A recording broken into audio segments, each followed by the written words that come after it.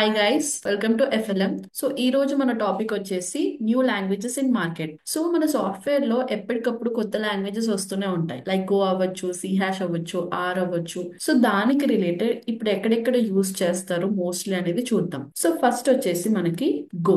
ఈ go language అనేది మనకి ఎక్కువ మట్టుకి బ్యాక్ ఎండ్ డెవలప్మెంట్ లో యూస్ చేస్తాం. సో మనకి ఫుల్ స్టాక్ ఉంటుంది కదా. సో ఫుల్ స్టాక్ కి రిలేటెడ్ మనకు ఫ్రంట్ ఎండ్ ఉంటుంది, బ్యాక్ ఎండ్ ఉంటుంది, ప్లస్ డేటాబేస్ అడ్మినిస్ట్రేటర్స్ ఉంటారు. సో ఈ బ్యాక్ ఎండ్ రిలేటెడ్ జావాలో కోడింగ్ చేస్తే స్ప్రింగ్ బూట్ లో యూస్ చేస్తే జావా ఫుల్ స్టాక్ అంటారు. పైథాన్ లో చేస్తే డిజాంగో ఆర్ ఫ్లాస్క్ లాంటి ఫ్రేమ్ వర్క్స్ యూస్ చేస్తారు. డాట్ నెట్ అయితే డాట్ నెట్ ఫుల్ స్టాక్ అంటారు. అలాగే గో లాంగ్వేజ్ అనేది బ్యాక్ ఎండ్ స్కేలబిలిటీని ఇంక్రీజ్ చేయడానికి, స్కేలబిలిటీని మెయింటైన్ చేసుకోనికి గో లాంగ్ అనేది చాలా ప్రామినెన్స్ అయిపోయింది ఇప్పుడు. ఓకే, ఈ స్కేలబిలిటీ అంటే ఏంటి అంటే ఒక చిన్న ఎగ్జాంపుల్ చెప్తాను. మీరు అమెజాన్ వెబ్సైట్ ఒకవేళ చూసుకుంటే గనక నార్మల్ అప్పుడు మీకు అన్ని యూజర్స్ ఉండరు. కానీ Amazon big billion day sales అన్నారు అనుకోండి, చాలా మెంబర్స్, చాలా యూజర్స్ అయిపోతారు. ఒకవేళ బిగ్ బిలియన్ డేస్ ఉన్నా గానీ నార్మల్ అప్పుడు గానీ ఎప్పుడు కూడా మీకు అమెజాన్ వెబ్సైట్ ఎఫెక్ట్ అవ్వడం మీకు ఎక్కడైనా కనిపించిందా? డౌన్ అవ్వడం కనిపించిందా? లేదు కదా. సో స్కేలబిలిటీ మెయింటైన్ చేసుకుంటారు ఇదే. సో ఎంత యూజర్స్ వచ్చినా, ఎంత తక్కువ ఉన్నా గానీ మెయింటైన్ చేసుకోగలిగే క్యాపబిలిటీ ఉండాలి. సో అలా చూసుకునేది గో లాంగ్వేజ్. ఇప్పుడు దాని ప్రామినెన్స్ అనేది ఎక్కువైంది. సో సెకండ్ వచ్చేసి సి హ్యాష్. సో ఈ లాంగ్వేజ్ ఎక్కువ మట్టుకి ఎక్కడ యూస్ చేస్తారంటే మనం గేమిఫైడ్ అప్లికేషన్స్ డిజైన్ చేసినప్పుడు, లేదు అంటే ఎంటర్ప్రైజ్ యాప్స్ బిల్డ్ చేసినప్పుడు, చిన్న చిన్న గేమ్స్ అవ్వచ్చు, పెద్ద పెద్ద గేమ్స్ అవ్వచ్చు, లైక్ ఫ్రీ ఫైర్స్ అంటారు.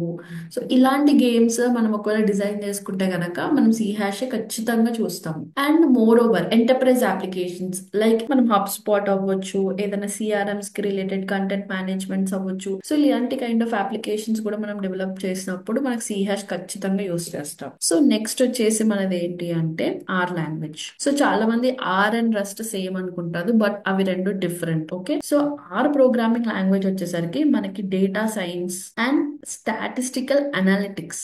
సో ఇవి రెండు చేసేటప్పుడు మనకి ఆర్ లాంగ్వేజ్ అనేది ప్రామినెన్స్ ఉంటుంది. ఇప్పుడు data science and statistical analysis ఇవి రెండు ఎందుకు ట్రెండింగ్ లోకి వచ్చాయి అంటే ఆర్టిఫిషియల్ ఇంటెలిజెన్స్ అనేది మనం ఎక్కువగా కనబడుతుంది అండ్ వినబడుతుంది కూడా. సో ఈ ఆర్టిఫిషియల్ ఇంటెలిజెన్స్ జస్ట్ ఒక మీరు ప్రాంప్ట్ ఎంటర్ చేయగానే మీకు సంథింగ్ అది ఇచ్చేస్తుంది response. That is something related to the data. మీరు ఏదైనా డేటా ఇన్పుట్ ఇస్తేనే అది డేటా ఇస్తుంది కదా. సో దీనికి వెనకాల అది డేటాని అనలైజ్ చేసుకొని, ప్రాసెస్ చేసుకొని, మోడల్స్ బిల్డ్ చేసుకొని, అదంతా చేసిన తర్వాత మీకు రెస్పాన్స్ అనేది వస్తుంది. కాబట్టి దానికి సంబంధించిన డేటా సైన్స్ అండ్ అనలిటిక్స్ లో ఆర్ లాంగ్వేజ్ అనేది యూస్ చేస్తున్నారు. సో డెఫినెట్లీ ఇది కూడా చాలా ప్రామినెన్స్ లోకి వచ్చింది. సో ఇలాంటి ఇంకా మీకు ఏదైనా డౌట్ఫుల్ రిలేటెడ్ టాపిక్స్ ఉంటే కనుక మీరు కింద కామెంట్ సెక్షన్ లో చెప్పొచ్చు. సో నెక్స్ట్ కమింగ్ వీడియోస్ మేము అవే చేయడానికి ట్రై చేస్తాం. ఓకే, ఇంకా మన ఎఫ్ఎల్ఎం ఛానల్ ని మీరు సబ్స్క్రైబ్ చేసుకోకపోతే డెఫినెట్లీ సబ్స్క్రైబ్ చేసుకోండి. Thank you.